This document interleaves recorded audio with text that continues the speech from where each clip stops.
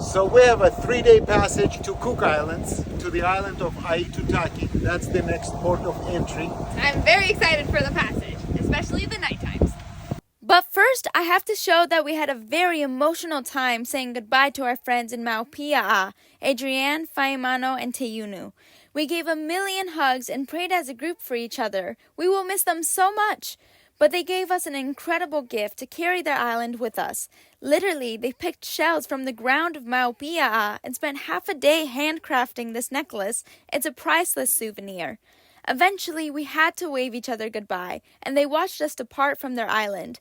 Next, we had to leave the pass. If you remember, it is extremely narrow. This time a shining sun let us see the corals, though. We had 5 knots of current pushing us out. Papa had to increase our speed by 4 knots more because for steering, the boat needs movement in and of itself for the rudders to work against the water. With those combined, we flew out of the channel at 9 knots. That's fast. Now that we're out of the pass, I got 355 nautical miles to go. Bye, Mount Piha. We loved it here. Hello, hello. Here are sails. The sails are up. The girls are doing great. All is good. So here for lunch, I have chicken tikka masala and bok choy that Mama made that actually Faimano gave us. Wow, look at that seabird. Oh, look at this guy. Oh, okay. Hi, guys. Hi. How are you guys doing? Look at the waspy. Waspy. Crazy, huh? How insects get on the boat. As for the weather, the wind was 20 to 25 knots generally. The waves were 10 to 12 feet high from behind us. They pushed us forward and pulled us back, making our speed fluctuate from 7 knots all the way to 11 sometimes. Thankfully, the direction of the waves made them not too uncomfortable. All right, guys. Somebody's going crazy, somebody doing studies.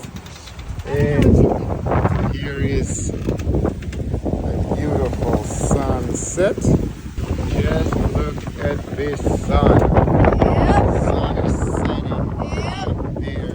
Then the nighttime came and Alona saw lights in the distance that was actually a ship called Silver Cloud. It's almost 3 a.m. I just came up, the 2 are here. Mama was considering waking me up.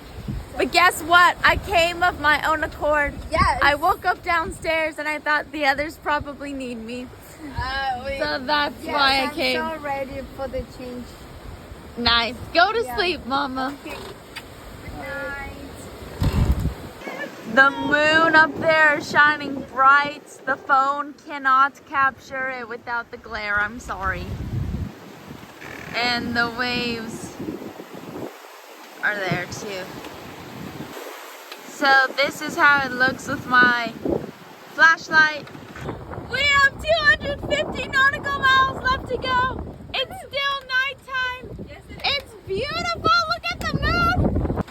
Papa randomly came up here. Yeah, just like you did. Everyone's getting up on their own today. It's great. And Alona's still awake even though it's like 5 a.m. 10 minutes to 5. At 5, I'll go to bed. Then the sun began to rise, and even when it became strong, the moon was still high on the opposite side of the sky. So it's 8 a.m. on our first morning of the Cook Island Passage, so technically starting the second day. The sails are beautiful. Papa's here. He was on his computer for 5 minutes and he started to feel a little bit seasick. So yeah, not good. No good. I mean, the waves have been like pushing us like crazy. I love coconut water from young coconuts, and Faimano gave us some coconuts, so I broke them and made some water. So sweet, yummy. Hit the spot, man. I'm having some cereal with Mama's homemade yogurt. Yay! Yay! Mama, what are you having for lunch on day 2? So that's the locals brought us some curry crab I mashed it, kind of made a pate out of it, so it's on the bread. And I have a blend stuffed with chicken and mushrooms. Awesome. Right now we have 172 nautical miles left to go. And I just want to show you the 360-degree view. And how there are no islands. There's the sail. There's the ocean. There's the ocean. More. More. That's the ocean. That's the ocean. And oh yeah, here's a new blue cloud. The ocean. Oh, wow. And there's the sun, the glare of the sun, which is why we sit so that we can't see the glare of the sun. We sit on the other side of the jib. But the point is, do you see any islands anywhere? No! Papa, how does it feel? Amazing. Like genuinely amazing. I love it. I love it too. It's just so majestic. The ocean is stunning. And well, we know that eventually we'll get back to land, you know?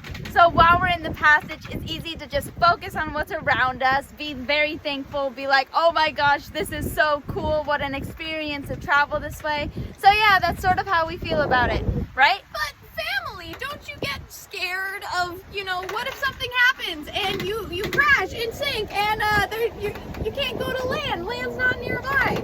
What do you say to that? We're scared. It's okay. We have life raft and stuff. We can do hard things. Yep, that's for sure. Don't live in fear. Be prepared, but be brave. And go forth. We also have EPIRBs and stuff so that if we do go down, we can set out a satellite signal that's like, hey, land people, come get us. So we're not that worried. Not to mention, I literally love the wind and the smell of the ocean. It's so cool. Hair is crazy because of the wind, but it's still nice. Look at this guy. Isn't it neat? Yeah, that's what I was doing at night. Aren't they neat? Wouldn't you think our collection's complete? Yeah. Wouldn't you think we're the boat who has everything? Look at these waves. They're really big, but we're sailing away with them. Looking around, don't you think it's time to sleep? So now it's the second sunset that we're seeing on the Cook Island Passage. It's just a ball of yellow right now. Now the colors are so vibrant, it's insane. They're more pink than the camera shows. For our dinner on the second day, I'm having pasta! Mama's incredible pasta that she cooked in advance. I'm so excited. Yes, it's amazing. Then there was a really lovely night. It's 3 a.m. I just got on shift with Alona. Yes, Mama just switched with her exactly on the dot of 3 a.m. Yeah, Mama shook me awake, so I'm like sort of not still fully here. But it's okay. I'll wake up. Mama went down. She's like, I think I'm gonna wake up at Anastasia. And then I look at the time, and it's log time, exactly 3 a.m. And then I was like, she left me to do the log on my own. And then Anastasia was up instantly while I was still finishing. Yeah, the she log. shook me, and I immediately sat up and went upstairs. But like mentally, Yeah. I still have a little bit more waking up to do. Well, I actually fell asleep on shift, and Alona covered for me, so I completely missed the beautiful sunrise that morning.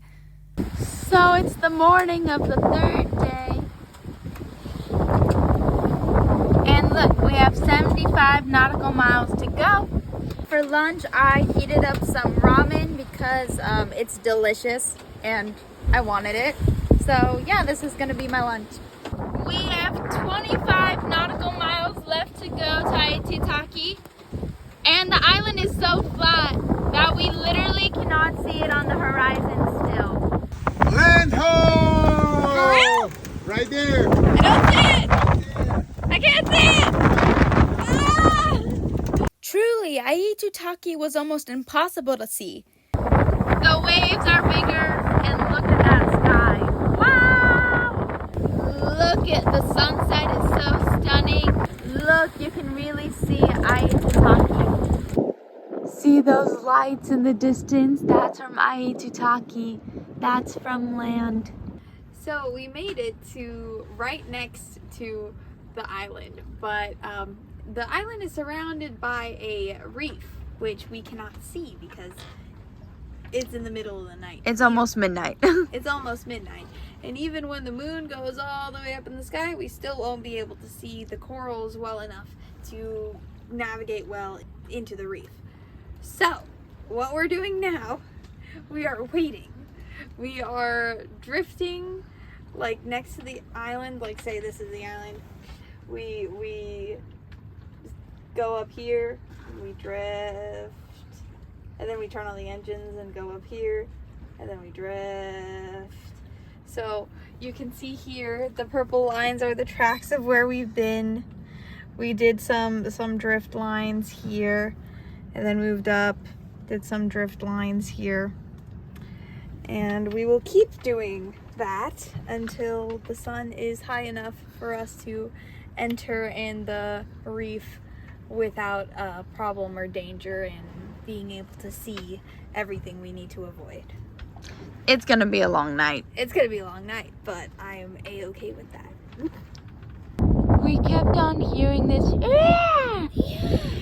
sound, and we were like, is it from the island? But it's over here. We saw a whale spout, so we think there's a whale over there. I'm so glad we heard it and checked, because, you know, we heard a couple of stories of boats crashing into sleeping whales. I don't want to be one of them. But the sound is really scary, isn't it?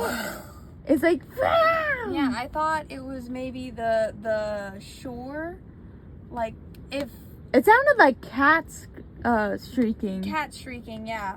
I thought maybe it was when waves like go into some hole of the reef, it just shoots up water and makes that sound, because sounds weird. Their wind can be weird.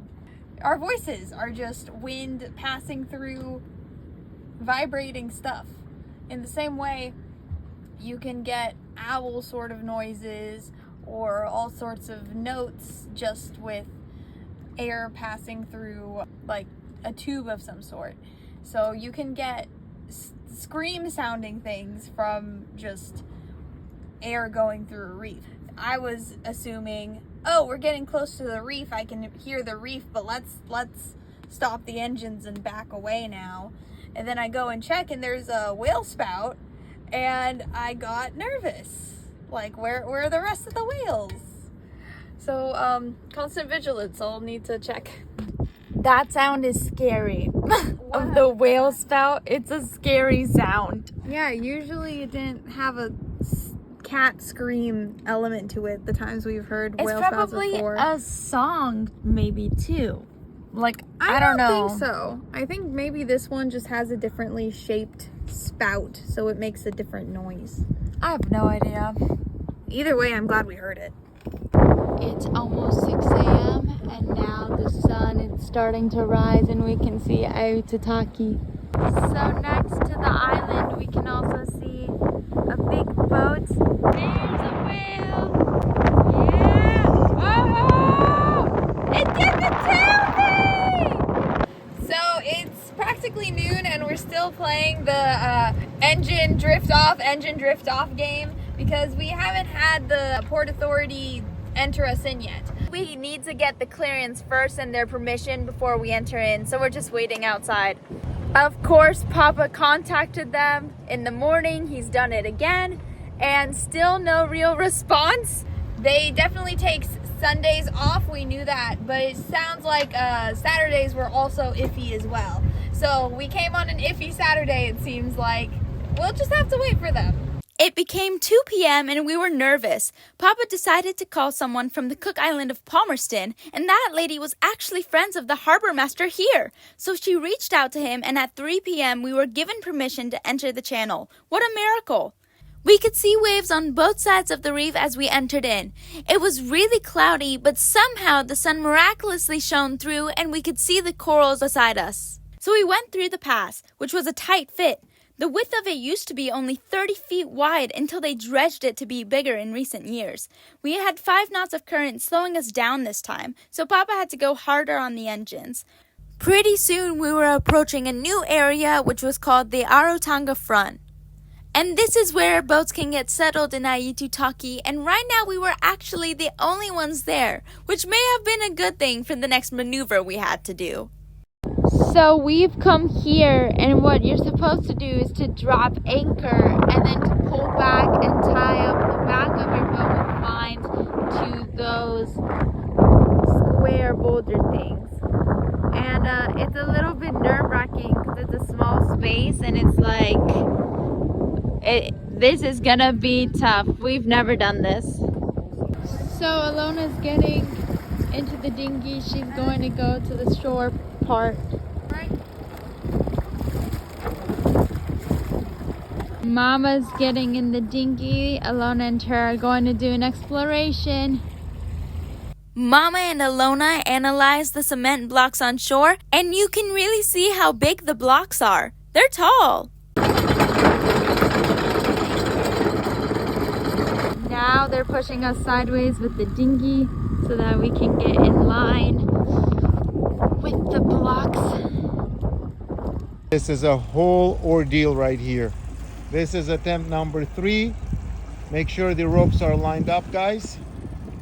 So what you see here is us bringing our stern lines to the shore to tie them up. And this whole process was very, very difficult. You might ask why. Well, some big challenging factors were the wind, the small space to maneuver in, and the combination of the length of the anchor chain in comparison to the length of the ropes. It took 2 hours until we could get everything settled perfectly. And of course, once we were done, we were super, super happy and very, very tired. Talk to me. Well, it's beautiful. We're in Aitutaki, just stepped off after getting cleared in by the harbor master. First steps on Cook Islands. Look at this. Wow. How gorgeous, guys. What type of tree is it? It's evergreen of some kind, like a pine tree of some kind, but it doesn't look like a pine tree. It's something completely different. This is so cute, man. This is so cool. And signs are in English. So first meal at the Cook Islands, we're at the Aitutaki Cafe. Thank you. So we rested and enjoyed our night. Thanks for watching.